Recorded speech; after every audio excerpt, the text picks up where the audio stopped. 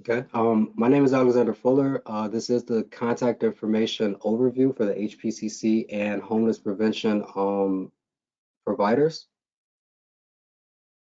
Again, everyone is on mute. Please utilize the question function, which everyone has been using so far. Um, just kind of a quick overview. Or quick overview of the agenda. We're gonna do an overview of what the contact information sub-assessment is gonna be addressing, the client contact information sub-assessment itself, the inclusion in the HPCC 2024 assessment, a walkthrough, and hopefully we'll have time for questions and answers at the end. Again, please feel free to ask away in the question section of GoToWebinar.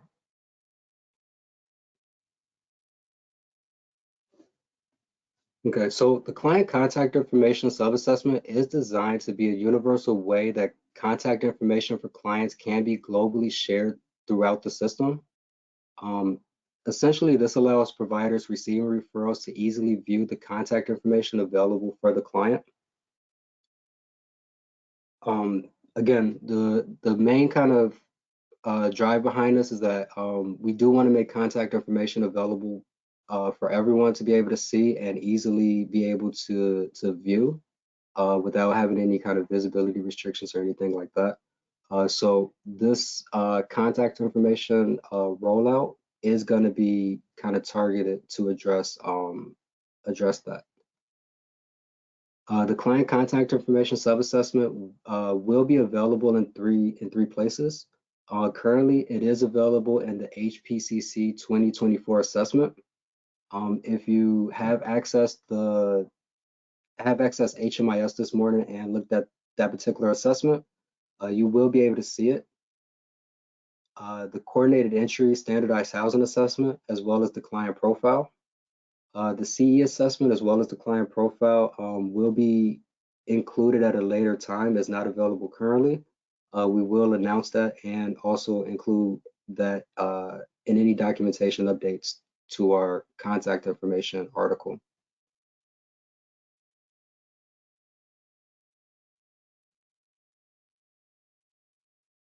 Okay. And on the left side of your screen, hopefully everyone can see it now, is a preview of what the contact information sub-assessment looks like. Again, you can add numerous entries into this since it is a sub-assessment.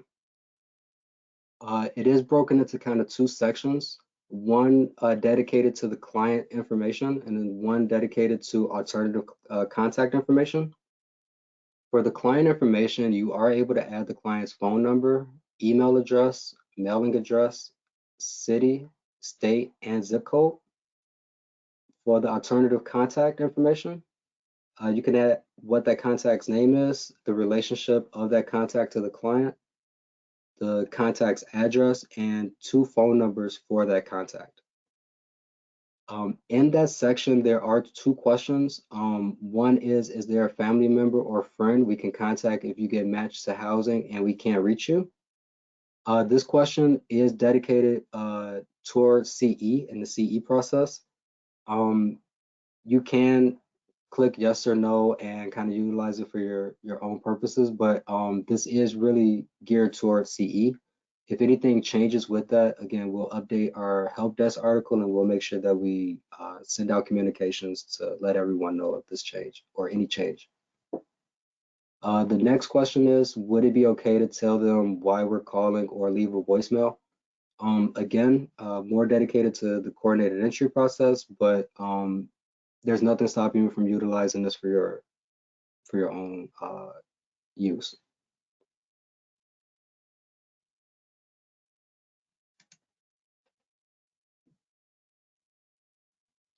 Okay.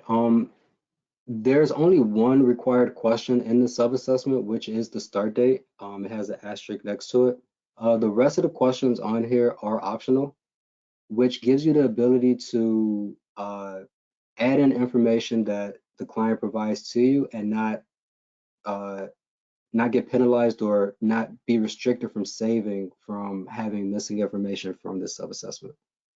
An example would be if the client doesn't have a phone number, but they have an email address, you can leave phone number blank and then add in the client's email address and click save. And there's going to be no restriction on missing any of the questions.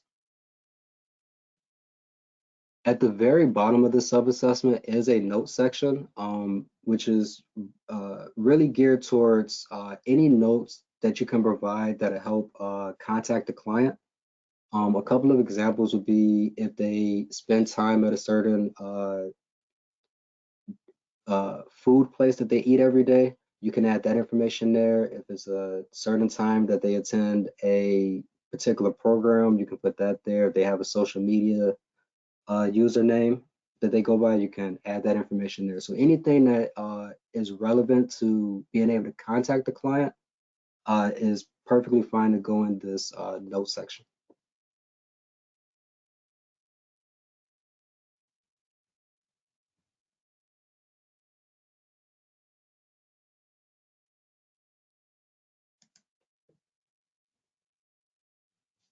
Okay, so for the 2024 HPCC assessment, it is located, the client contact information is located at the very top of that assessment.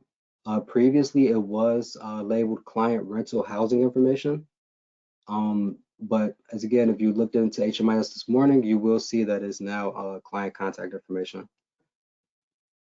One thing to note is that any values entered into rental or client rental housing information will still populate in this client contact information. So if you have a client last week that you've completed this for, if you go in today, that information will be available in this assessment or sub-assessment.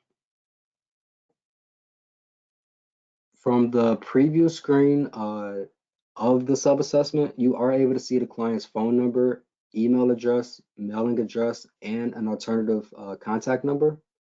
This just makes it easier for providers to quickly get the information that they're looking for without having to actually click on the edit button for it and see what the values are. You still can do that to see the full list of values or the questions that are being asked, but just as a quick preview, these are what's gonna show there. And since it is a sub-assessment, you can still utilize the magnifying glass to kind of view any of the history of it and get more granular data such as who entered it, the provider that entered that data, as well as the timestamps.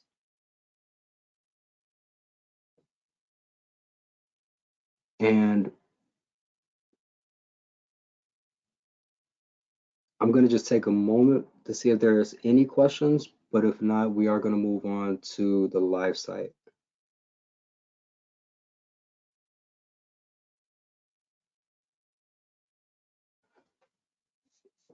Okay, so we do have a question. Should the end date be entered on the client contact info sub-assessment? So there is no requirement to add an end date. If you are working with a client and you are informed that a contact information that the client provided to you is no longer valid, you can put an end date there to indicate that that entry is no longer valid, but it's not a required field. So if you're working with a client and you exit them out, or you're only working with them in a small capacity, there's not a real expectation for you to go back after exit to keep that updated.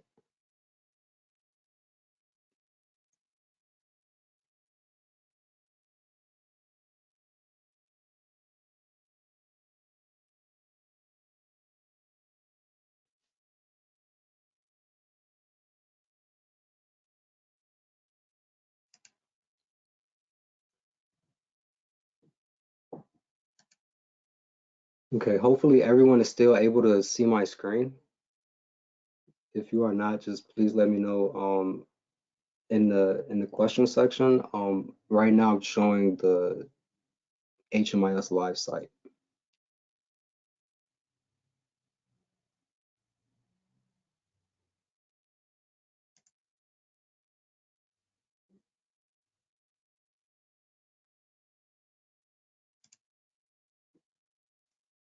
Okay. So for the homeless prevention call center users, um, when you're going to be using this sub-assessment, the ways that you're going to be able to find it is via uh, being in a call or being in the actual HPCC enrollment. So from an actual call, I'll just kind of do a preview of what the call will look like. I'm going to just use my test client uh, for this example.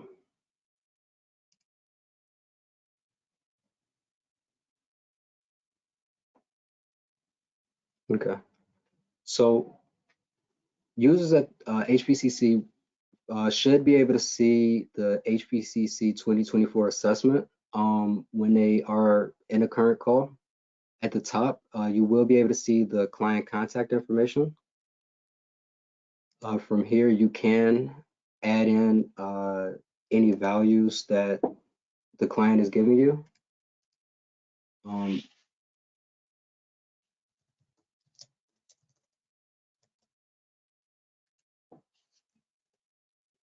okay, so we're just going to put in some values here.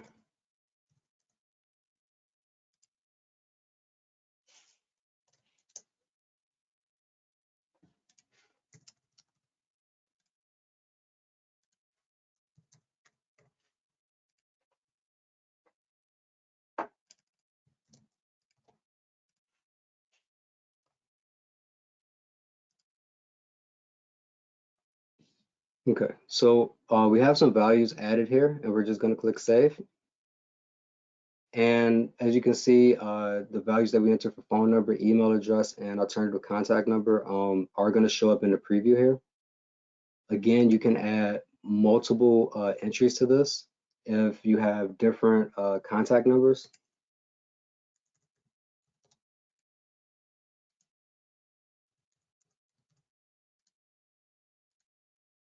And you can see that both will show in the sub-assessment here. If you do have situations like this, if you leave the start dates the same, it would kind of indicate that both values were added on the same date. So it won't say that one is kind of greater than the other. Uh, so for this example, I'm just gonna save this.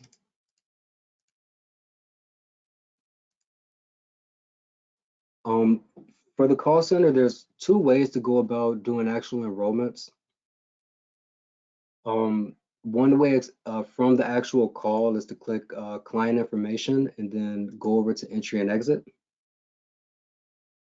From here, you can actually do an enrollment into the project, or you can do it from the client profile. So I'm going to just exit this call here and go over to the client enrollments. So if I go to my HPCC enrollment or project, for you, you should have a drop down, or it would default to this project automatically. The type would be HUD, and click Save and Continue. You can see that the information that we added via the call populates within the sub-assessment when you're doing the actual enrollment into the project itself. Again, you can continue to add in information here. So if anything changes, you can add in a new number and click Save, and then that value will populate here. And we can just click Save and Exit. For homeless prevention providers that receive a referral from the call center, when you do receive the referral and you want to access the contact information, you will have to go to the HPCC enrollment to do so. When you receive the referral, you should be able to see this enrollment for those clients. If you are not, just reach out to the help desk or the call center. But if you click on the pencil of the client that you received the referral from, you will be able to see the contact information at the top here, at the very top. Um, if this information is blank, I would check with the call center to make sure that information was added to the sub-assessment. And if so, you can just reach out to us and we can look to see what went wrong. But ideally, everyone should be able to see these contact informations that was entered from the call center.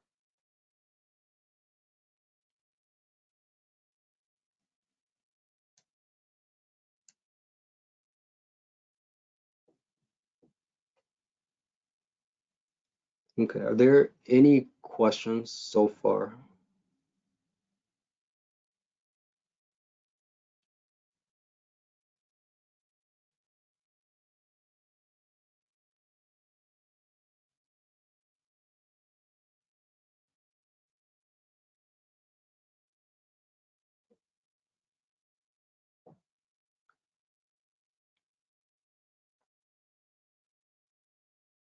Okay, so this is pretty much concludes the steps to accessing the contact information for HPCC as well as the homeless prevention providers. But one thing that I will kind of just give you a preview of before we kind of conclude the webinar is how it will be included in the client profile. So the client profile is where this information will be visible in the future. Um,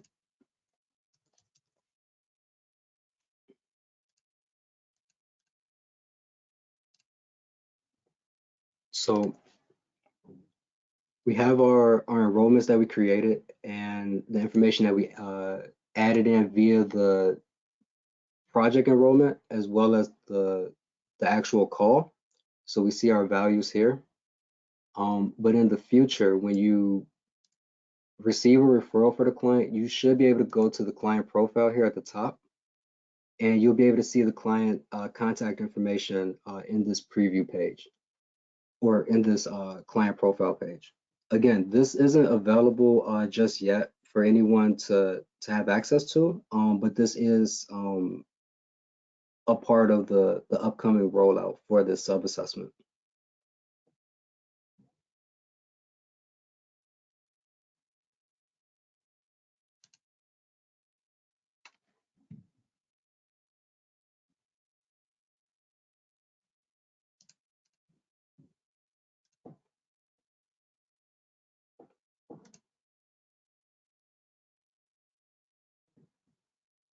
Okay, so I'm gonna just save some time to for any questions or anything that anyone wants me to go over again.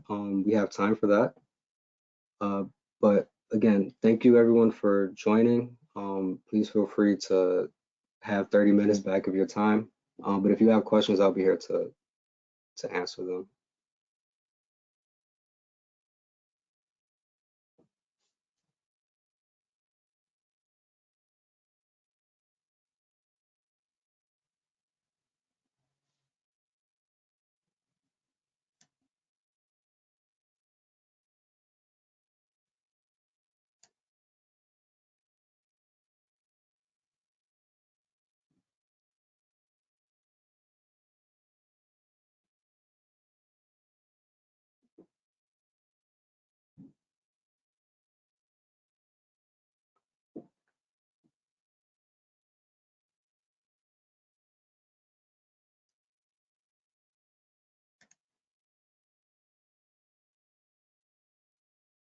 So yes, I will share this webinar out.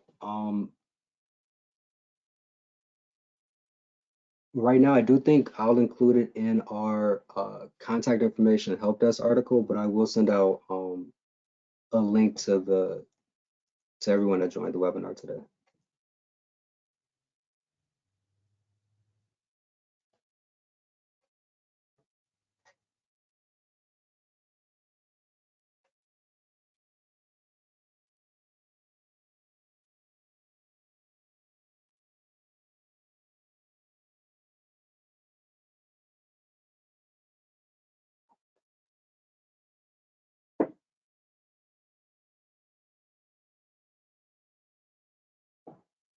Okay, so we have one question. If you want new information to appear in the client profile tab, it has to be entered twice.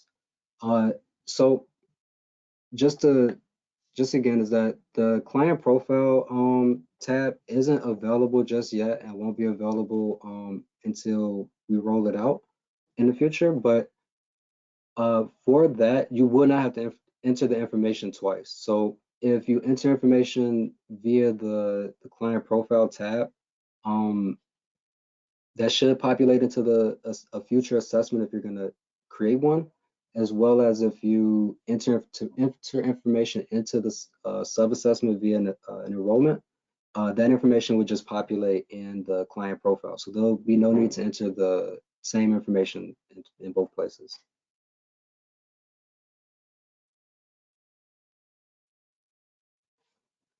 There have been some contact phone numbers entries without a start date. What is the best approach? So I really don't have the best guidance for that.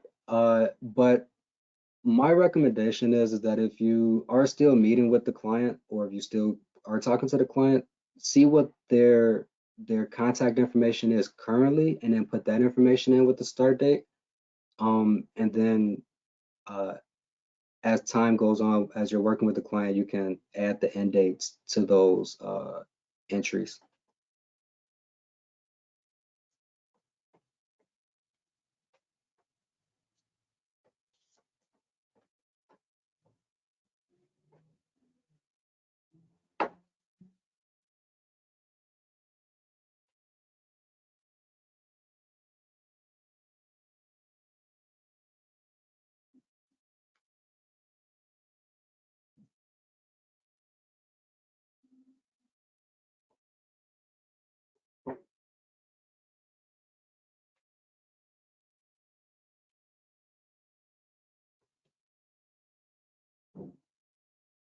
Okay, I'm gonna hold for like 2 more minutes just to see if there's any more questions that come in. But again, thank you everyone for joining today.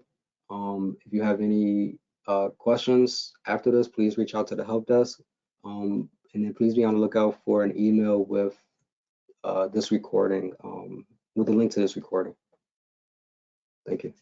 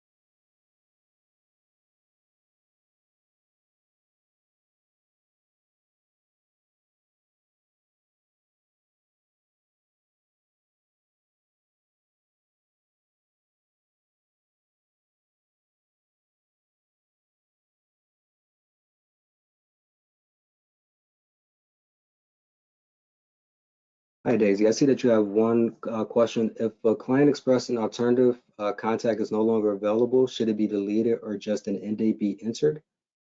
So it kind of just depends on the situation. If A client provides information that should no longer be used in any capacity and will not be available again. You probably should delete that just so no one else in the community utilizes that alternative contact number, since it is going to be globally shared. But in cases where a client provides you with a new phone number, should you delete the old phone number that that client gave you? My recommendation would be no, just to allow that historic information to be in the system in case that client gains access to that number again, or just gives more options to being able to contact the client.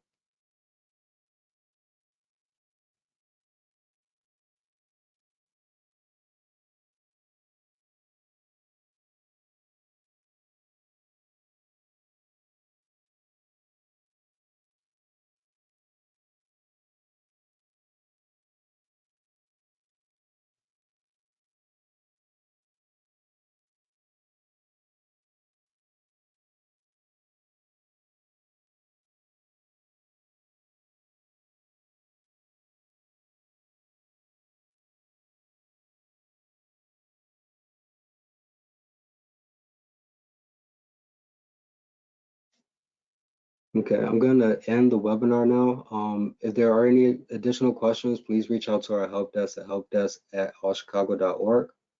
Thank you again, everyone, for joining, and have a great rest of your day.